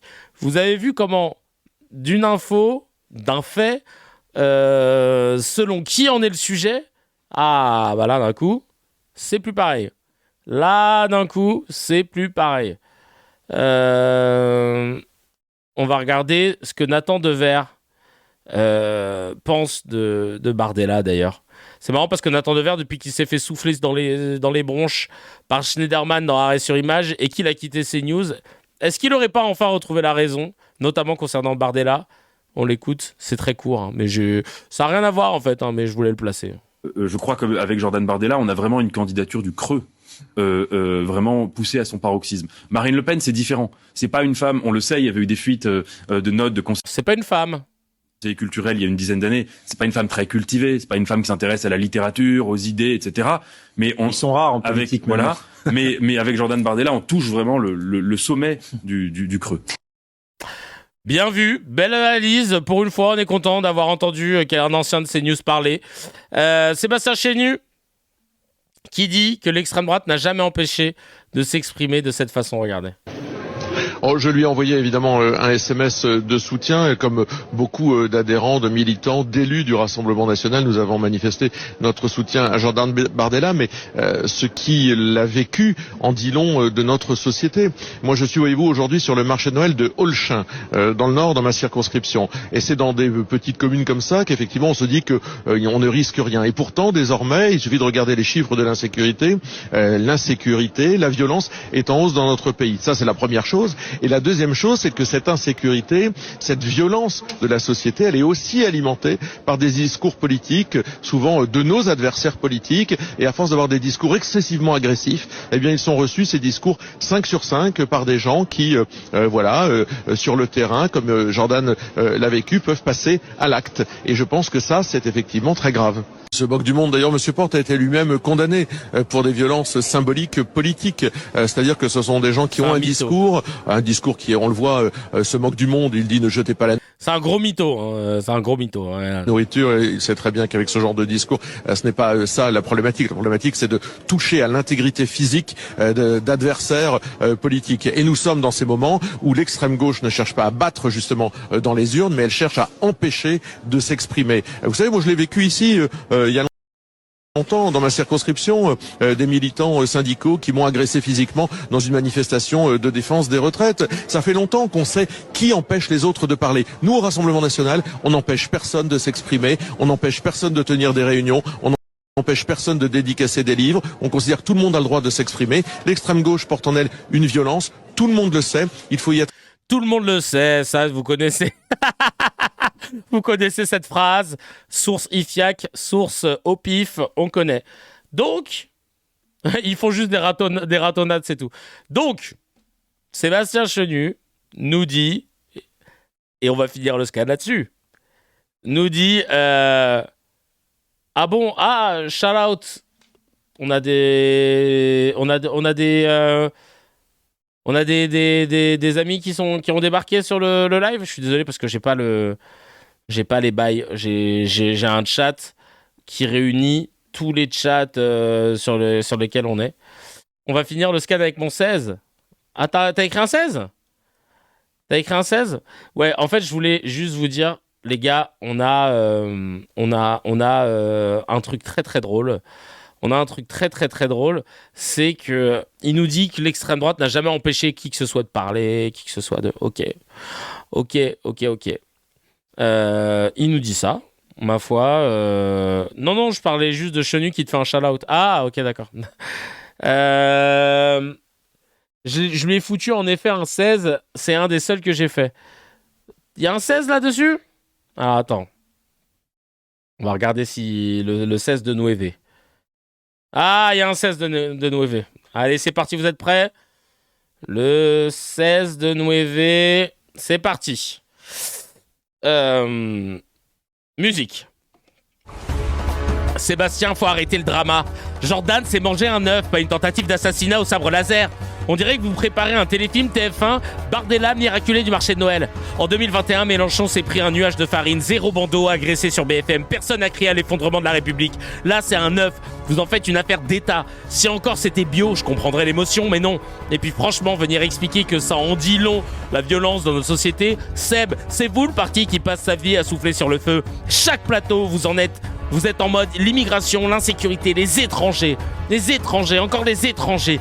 Vous tournez en boucle comme une playlist TikTok de 10 secondes et vous venez accuser les autres d'alimenter la violence. Mais c'est vous qui faites des conférences de presse dès qu'un panneau écrit en arabe apparaît dans une rue. Le jour où Bardella s'est indigné parce qu'un cours de sport réservé aux femmes existait à Roubaix.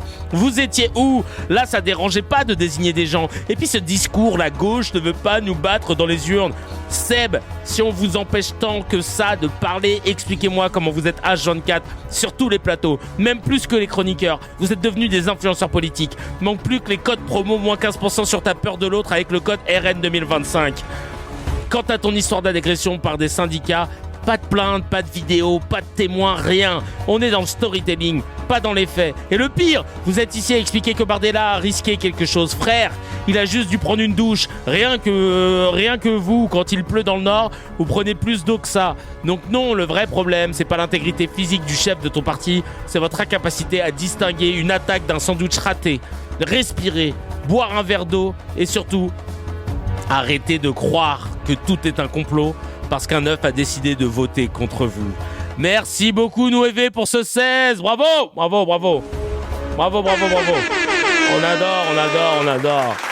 adore le 16 de Nueve.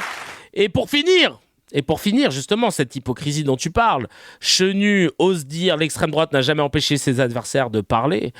Et grâce au télégramme que je vous invite à suivre, vous tapez dans il y a une petite loupe tout en haut. Et il commence à être fourni. Vous tapez le grain, le tout attaché, Dati, et vous allez tomber sur cette vidéo où la députée Sarah Legrain dit les termes concernant justement toute la censure liée à l'extrême droite sur le milieu de la culture, entre autres. Écoutez, c'est du petit lait, c'est un miel pour finir ce scan. Un combat que j'ai depuis très longtemps, et notamment avec Nation. Est-ce que les agressions racistes reçues par Rebecca Chaillon après son spectacle Carton Noir, Nous Désir venaient de l'entrisme islamiste? Est-ce que c'est un islamiste qui a écrit d'elle « Elle a dû oublier que mon grand-père fouettait le sien sur un champ de coton ». Est-ce que c'est une organisation islamiste qui a déployé la banderole « Il n'y a pas moyen Aya, ici c'est Paris, par le marché de Bamako ». Non, c'est 10 militants suprématistes blancs qui ont été condamnés. Est-ce que c'est une organisation islamiste qui a attaqué l'exposition Rennes à la basilique Saint-Denis sous prétexte que sur la vingtaine de photographies de femmes exposées, il y en avait 3 qui portaient le voile? Non, c'est le groupe d'extrême droite Némésis. Regardons les ingérences politiques et les annulations de spectacles. Quand le metteur en scène Mohamed El Khatib et l'historien Patrick Boucheron voient leur projet annulé par le directeur du domaine de Chambord, quand Médine voit ses concerts annulés par la mairie de Saint-Quentin, quand l'école de cinéma Courtrajmé voit supprimer sa subvention pour l'usage de l'écriture inclusive, est-ce que c'est l'œuvre de l'islamisme? Pas plus que ce ne sont les islamistes au pouvoir à Hénin-Beaumont, non, c'est plutôt vous, chers collègues, qui ont mis la main sur le théâtre municipal pour y imposer leur propre programmation. Bref, les ennemis de la création, les amateurs de la cancel culture, la vraie, celle qui sévit dans le pays, ce sont bien souvent ceux qui courent les plateaux en criant « on ne peut plus rien dire » et les plateaux de CNews en général, et en général aussi de ce côté-là de notre commission. Aïe, aïe, aïe, aïe, aïe, aïe, aïe. Ça fait du bien, chope-les. Je te jure, chope-les. Elle a dit les termes, dis-leur-le.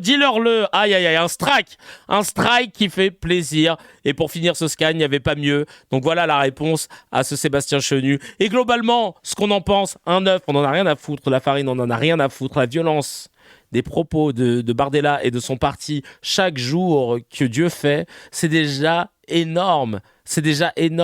Toute cette violence et tout ce que ça peut provoquer derrière comme résonance et comme acte, comme agression, comme montée d'actes d'extrême droite.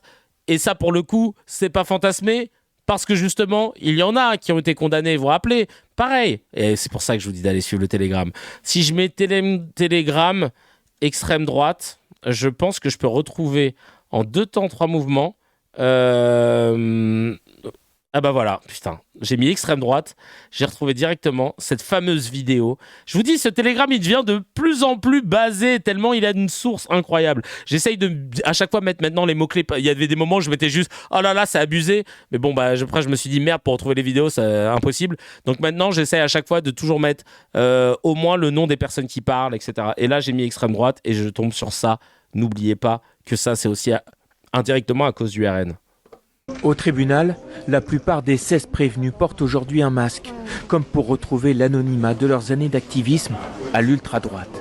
Sous pseudonyme, ces cuisiniers, diplomates, infirmières ou encore militaires à la retraite étaient réunis par une même haine des musulmans et la volonté de les combattre en groupe. Il ne nie pas avoir participé à un certain nombre de réunions, avoir participé à un certain nombre d'élaboration de choses. La question et la raison pour laquelle nous sommes devant un élément correctionnel, c'est que les projets n'étaient pas aboutis. Formé en 2017, le groupe AFO, Action des Forces Opérationnelles, prophétisait une guerre civile en France contre la communauté musulmane.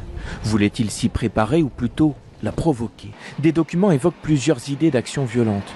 Faire sauter la porte de cette mosquée en banlieue parisienne, assassiner Tariq Ramadan ou des imams jugés radicalisés, et même empoisonner des produits alimentaires. L'idée est de créer localement ou nationalement une chute de la consommation de produits halal dans les grandes surfaces, tout en déclenchant un effet de panique chez les musulmans. Les moyens, le poison, cyanure ou raticide. Infiltré par un agent de la DGSI, le groupe est tombé après 1 an d'existence sans jamais être passé à l'action. Aujourd'hui jugé, ses membres les plus radicaux assurent n'avoir eu qu'un seul projet, apprendre à se défendre. C'est un groupe qui a été très marqué par les attentats et qui exprime sa colère. Un délire complotiste a pu émaner de ce groupe avec des personnalités qui se sont vues importants, responsables à l'égard des citoyens. Les leaders d'AFO s'étaient procuré plusieurs armes à feu, une dizaine de grenades artisanales et de l'explosif. Ils ont désormais 3 semaines pour tenter de convaincre le tribunal qu'ils ne comptaient pas s'en servir. Et voilà. Ce qui se passe avec la hausse des discours, c'est des terroristes. Hein. Ouais, ils essayent de les humaniser, c'est des terroristes. Et la hausse des discours d'extrême droite, voilà ce que ça mène. Merci beaucoup. On passe tout de suite au no comment.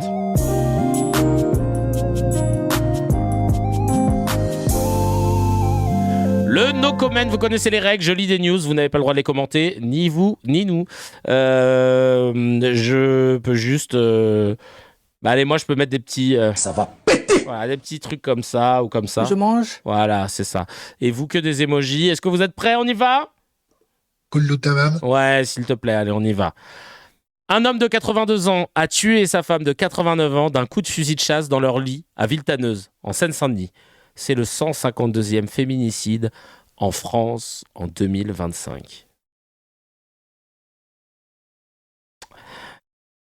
Entre 2014 et 2023, les diagnostics de VIH chez les 15-24 ans ont augmenté de 41%.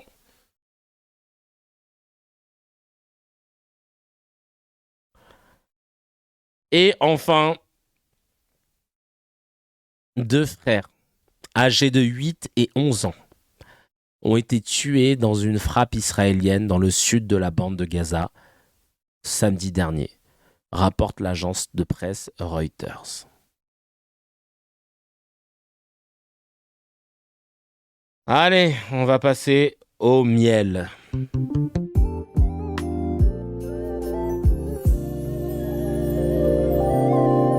T'as niqué le délire, Riley. Fallait pas écrire, en fait, là. C'était un no comment. Allez, hop. Ça dégage. Ouais, je suis un petit... Je modère très peu, mais là, il est chiant. Donc, voilà. Alors, là, c'est génial. Hein. On a 2 miels. Un premier miel de Mélenchon qui se paye en 4K les journalistes de droite et les gauchistes nuls qui font 2%. Ou une vidéo incroyable de... comment ça s'appelle, d'un gars sur TikTok qui commente, qui lit les premières pages du livre les premières pages du livre de Nicolas Sarkozy. Donc, soit on commence par Mélenchon, soit on commence par les premières pages du livre de Sarkozy. Vous me dites, j'ai les deux. On va regarder les deux. Hein. Vous me dites par quoi on commence. On va se faire plaisir. Soit du glu patate. Méluche d'abord. Ok, Georgina. On peut faire ça. Allez, c'est signé glu patate. Allez les soutenir. Allez les soutenir fort, fort, fort. Ça date du 9 novembre. Ah, ça date un petit peu quand même. Mais on va kiffer quand même. C'est toujours du bon miel, le glu patate. J'imagine que vous voulez que la gauche revienne au pouvoir. Oui. Mais c'est quoi la solution? Quel est le Je vais vous mode dire, d'emploi? c'est en secret. Hein, il faut gagner les élections. Oui, mais comment les gagner? Comment? Un autre secret. En faisant campagne, en ayant un programme.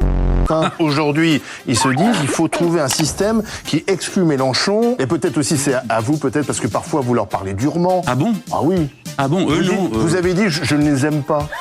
Ah mon Dieu, je vous aime tous. Alors je termine, monsieur Truchot, parce qu'il est perfide. Un type de droite, j'ai des amis de droite, figurez-vous, ça existe. Hein. Bon, c'est pénible souvent, mais parce qu'ils ont des opinions politiques lamentables. Si monsieur Roussel n'avait pas maintenu son absurde candidature... Le problème Mélenchon, moi je suis tout à fait prêt à en parler sur une autre fois, ce monsieur Duhamel. La gauche non insoumise, qui est quand même la gauche qui a gouverné. Oui, mais eux tous rassemblés font pas la moitié. Alors, on va pas en plus être responsable de Pétain pendant que vous y êtes, non? Bon, non, mais c'est pas moi qui en ai dit du bien, hein. C'est monsieur Macron. Moi je l'adore. J'allais vous répondre avec courtoisie pour des gens qui ne le sont Putain, Macron, il avait dit ça, ce bâtard. Pas avec moi d'habitude. Il nous reste peu de temps, et je voudrais quand même Comment il qu'on reste parle... peu de temps? J'ai pas fini de ce que j'ai à dire. Les gens qui nous écoutent, ils sont plus malins que vous. Aux États-Unis, la politique française, c'est tout juste si ça où est la France. Allez-y, terminez. Monsieur Duhamel, que je vois comment je vous... On va bien se foutre de votre gueule avant. L'homme de gauche qui fait 22% quand le suivant est à 4%. Vu de loin, vous savez ce que c'est, hein? Oui, en deux mots. Oui, mais là, il y a des timings. Ah bah oui, laissez-le parler, Truchot. Oui, d'accord, mais il y a Guillaume Darey qui vient de s'installer. Guillaume Darey, il a qu'à en prendre son parti. Notre cagnotte pour 2026 vient de commencer. Ah putain, il les a coulouta même. Non, là, c'est malhonnête, Kevin. J'ai pas réagi aux infos du no comment. Je suis sur le même sujet depuis mon arrivée sur le live. T'as trouvé ça comme prétexte car vous n'avez pas d'argument à m'opposer. J'ai pas lu ce que tu racontes, Chacal. Mais si par contre, tu joues pas le jeu et que t'es en boucle sur ton sujet parce que tu t'écoutes parler, bah en fait, c'est pas une discussion. Donc, du coup, si on te dit c'est no comment, bah ferme ta gueule. C'est le principe. Et puis après, tu reprendras ta discussion. Mais continue pas ta boucle de discussion si t'es tout seul à discuter, Chacal.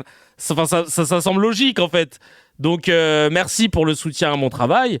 Mais en fait, juste tais-toi quand c'est le no comment. Parce qu'on joue tous le jeu. Et si on voit un connard qui est en train de commenter tout seul, eh ben on se dit, bah ferme-la en fait, parce que c'est pas marrant. Même moi, je me tais. Genre, on était vraiment le fou du bus, la vie de ma mère. Et tu reviens en train de te plaindre, en train de dire, ouais, c'est pas juste, parce que moi, personne m'oppose d'argument. On s'en bat les couilles de ton sujet en fait. Je crois que t'as pas compris. Je crois que tout le monde s'en battait les couilles. Parce que tout le monde est en train d'être sur le no comment. Donc la prochaine fois, tu prends sur toi, tu te dis, bon, c'est le no comment, je ferme ma gueule. Et après, une fois que le no comment est passé, je rouvre ma gueule. Tu vois, c'est le principe. Et c'est la famille, c'est comme ça. Ou sinon, tu vas sur le Discord et tu vas aller papoter avec les gens qui ont envie de parler avec toi. Mais sinon, frérot, là, tu forces. Non, je réponds aux commentaires des gens. Bah, non, mais le principe, c'est de se taire. C'est juste ça, en fait. Mais surtout, si t'es en différé, en plus, tu le sais, c'est différé, les commentaires. Donc, par principe, à partir du moment où t'entends le no comment, bon, bah voilà. Moi, en plus, j'attends un petit peu. J'annonce le no comment, mais je lis pas tout de suite. Mais si j'annonce le no comment et que tu continues, c'est que tu le sais, que t'as entendu et que tu lâches pas l'affaire. Donc, bah, tant pis, en fait. Tant pis. Et ça, c'est con, ça fait un compte à toi qui est banni, il t'en reste un, et là, je vais en bannir un, et ben tu vas en recréer un autre, et ça sera rigolo, parce qu'il va falloir que tu recrées des adresses mail à chaque fois. Bon, bah moi, ça me fait rire, hein, moi, ça me coûte rien, c'est juste 2 clics. Donc la prochaine fois, tu te tais. Quand je dis c'est le no comment, on joue tous le jeu. Hein. C'est comme le loup-garou, quoi. Le village s'endort, tu vas pas garder les yeux ouverts. Non, mais moi, concernant l'élimination c'était la même chose. Bref, voilà quoi, j'espère que t'as compris que c'est pas la dictature, c'est juste un jeu. Si tu joues pas le jeu, bah va te faire foutre. C'est tout, hein. Qu'est-ce que tu veux que je te dise? Et merci en tout cas pour le soutien. C'est gentil. Allez, on enchaîne avec un dernier miel. pour pouvoir faire passer les propos après les propos de ce Reileg, on va découvrir les extraits du livre de Sarkozy. Et le mec qui le fait sur TikTok, j'ai pas son blaze, à mourir de rire. À mourir de rire, franchement, le livre, oh là là là là, t'as jamais vu un drama king de ce nom. Qu'est-ce qu'il nous dit, Reileg? Allez, dernier message, après je le bloque. Tout le monde s'emballait du fait que LFI roule pour le système. Bah, c'est justement ça le problème, car c'est mon propos. Encore une fois, j'ai pas réagi aux infos du... Oh, t'es fatigant, en fait. Allez, on t'écoute pas de toute façon. Tu peux continuer de parler, y a pas de souci. Hein. Parce que là, tu vois que tu deviens gênant, en fait. T'es en boucle. Qui t'a dit que... je sais même pas de quoi il parle. Hein. Près du livre de Sarkozy, Journal d'un prisonnier, donc son rapport de stage sur ses 20 jours à la prison de la Santé. On va le lire ensemble, mais moi je dois dire comment un ego aussi gros rentre dans une personne de taille aussi réduite. La porte blindée claque à 6h12 précise. Déjà, je me casse les pieds là. 12 minutes après l'heure légale. C'est vrai qu'il s'y connaît en légalité, ce petit monsieur. Je noterai tout. L'histoire, cette grande dame que j'ai si souvent courtisée, exige des témoins scrupuleux. C'est vrai que l'histoire se souviendra de toi comme le plus petit président de l'histoire de la France. Le gardien, appelons-le Brutus, car il a la carrure et la chaleur humaine d'un réfrigérateur congélateur, ce qu'on est sur Wattpad, hein. Il mange œuf dur, tranche de jambon sous vide, quart de baguette rassis, il lève un sourcil et il dit « C'est tout ?» Il me regarde comme si je venais lui demander un château Pétrus militaire. Je sais pas si c'est un fake ou pas. C'est une bonne question. Il dit « Mais, monsieur le président, ici c'est pas l'Élysée. » Je souris intérieurement. Pauvre homme. Bébé, c'est toi qui est en prison là, c'est toi le pauvre homme, tout petit en plus. J'ignore que j'ai dîné dans des prisons autrement plus rudes. Les dîners de l'UMP, par exemple. Le jambon était découpé en fines lamelles d'hypocrisie. Quand il a écrit ça, il était comme ça. J'ai dead. Je m'assieds sur le bord du lit métallique, 180 cm, alors que je mesure 1m66. Bah, il est beaucoup trop grand pour toi. Et même si c'est fake, ça fait plaisir. Ce lit, il veut être... Tant que c'est sur Sarkozy, ça nous fait plaisir. Regretté. Il pâlit. Il comprend que l'enjeu n'est plus judiciaire, il est métaphysique. Meilleur moment, après-midi, atelier réinsertion par théâtre. On nous demande de jouer une scène de Cyrano. Je me porte volontaire, évidemment. On me donne le rôle du Calais de Gascogne, parce qu'il est tout petit comme ça. Second rôle, moi j'accepte, par humilité. Il s'est cru où? Avant de m'endormir, je griffonne sur le mur, au crayon à papier. Interdit donc héroïque. Je sais pas comment il a fait pour écrire sur le mur, il a dû écrire très très bas vu qu'il est tout petit. Ils ont voulu m'abattre. Ils n'ont fait que me grandir. Bah, je crois pas. Je fais toujours 1m66, c'était sûr, tout petit comme ça. Non, mais même si c'est fake, comme l'a dit Kiwi de Nazareth, l'info me plaît, donc elle est vraie. Non, mais vraiment, même si c'est fake, c'était drôle d'entendre des petites bails sur lui. Je trouve ça rigolo. Ça fait plaisir. Raleigh qui recrée des comptes. Elle est belle, la liberté d'expression. Trop de dissonance cognitive, mais c'est pas grave, car il n'empêche que je l'ai bloqué du coup. Ça va devenir mon nouveau jeu, de bloquer tous les comptes de Raleigh. J'ai jamais vu quelqu'un qui se sentait, tu sais, qui avait autant besoin d'exister au point de créer des comptes pour pouvoir finir sa discussion. Mais Chacal, au pire, le Discord, a priori, il est ouvert. Tu vas sur le Discord, tu vas étayer ton point de vue. Pourquoi tu recrées... À quel moment t'as tellement pas d'amour-propre que tu recrées des comptes pour être sûr de pouvoir continuer de parler et que personne te cala? Mais c'est pas grave. Ouais, il a le syndrome du personnage principal. Exactement. Il veut absolument parler et prendre la parole. Mais viens sur le Discord, Chacal. Tu vois que personne te cala sur les commentaires. Viens sur le Discord. Oh là là. Et surtout, il a tort. Non, mais j'ose même pas imaginer parce que tout le monde m'a parlé de lui pour me dire putain, il nous saoule. Putain, faut le bloquer. Putain, il parle tout seul et tout. Un débat, c'est pas mettre des pavés. Hein. Un débat, c'est d'écouter l'autre et de répondre à ce qu'il a dit avec d'autres arguments, c'est tout. Donc, ah ouais, frérot, lâche l'affaire. Et on te bloquera tous tes comptes. Ce sera mon nouveau jeu. Comment bloquer Raleigh? Parce qu'en plus, il se prend la tête à mettre des noms à chaque fois, Raleigh, machin, pour qu'on sache que c'est bien lui. Bah, merci parce que tu nous facilites la tâche. En tout cas, merci mille fois. C'était un plaisir de pouvoir papoter avec vous. On se dit rendez-vous demain 12h30 à l'heure du déjeuner. Voilà, pendant que vous bouffez avec vos collègues, avec vos potes, vous pourrez vous mettre sur CKR comme ça. Allez, je vais enfin dormir. Mais toi, t'as un rythme de vie, Chacal. Je sais pas comment tu fais. T'es à l'école, t'es à l'Assemblée, tu dors à 9h22. Force à toi, mon futur président. Force à vous pour cette journée. Et je vous dis à très très vite. Bah à demain 12h30. Ciao, ciao.